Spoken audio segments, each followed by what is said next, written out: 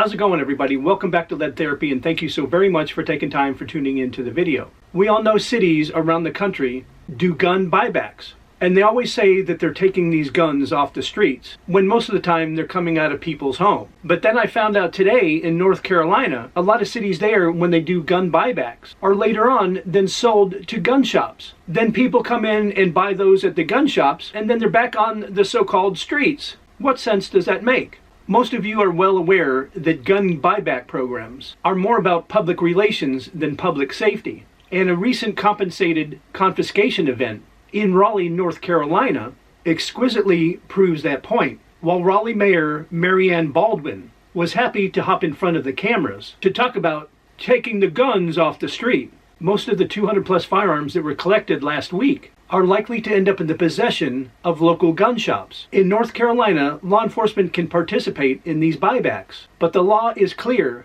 that the guns that are turned in can only be destroyed in very specific circumstances. In just over 4 hours, police collected 267 firearms and another 11 inoperable weapons. Police Lieutenant Jason Borneo said in a news release late Saturday night, the weapons will be stored for at least 180 days. While they check stolen firearm and violent crime reports, the department will then ask a judge if they can dispose of the weapons. Firearms that are unsafe can be destroyed, but the state requires law enforcement agencies to either use operable weapons or sell them to a licensed firearm dealer and give the proceeds to local schools. How many folks who turned in their guns were aware of that?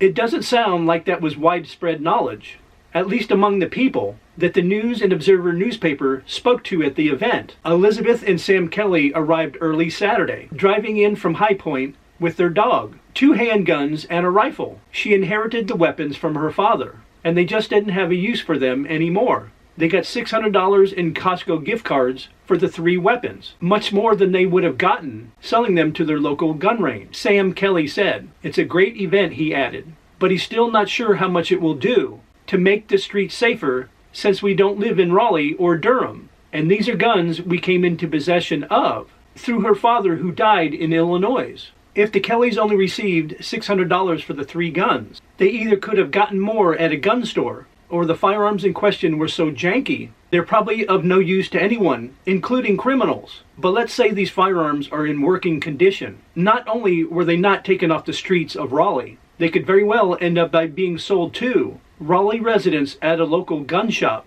in coming months. Still, even at the buyback, city officials are talking like the guns that were turned over are going to disappear forever. Raleigh Police Chief Estella Patterson said Saturday's gun buyback was a first for Raleigh, as far as she knows, and is part of a multi-pronged effort to tackle crime and violence. It followed 2 buyback events in Durham this year, including one on August 6th, when Durham police spent $25,000 to $30,000 more than they expected to secure 295 firearms. Durham police also collected over 100 firearms at an April buyback event. The impetus for this is really we are just doing everything we can to address gun violence and gun safety, Patterson said. We want actionable strategies because we want to make sure if there's ways to get guns off the street, we want to do that. And in a way that people voluntarily surrender the guns. Because a lot of times there's no thought that we're taking away someone's guns. No, they're accepting guns from people that don't want them anymore. And then turning around and selling most of them to local gun stores, who in turn will sell them to customers who do want them. Why would anyone expect that this would have any impact on violent crime? It certainly hasn't made a difference in nearby Durham. Are those crimes really going down? No, they are not, said Michael Staton, a longtime Durham resident. We see it every day. We hear about it every day. Shooting, every time you turn on the news. Go to Facebook, Twitter, anything. Someone's reporting a different shooting in a different area. Crime stats also show aggravated assaults are down 19%.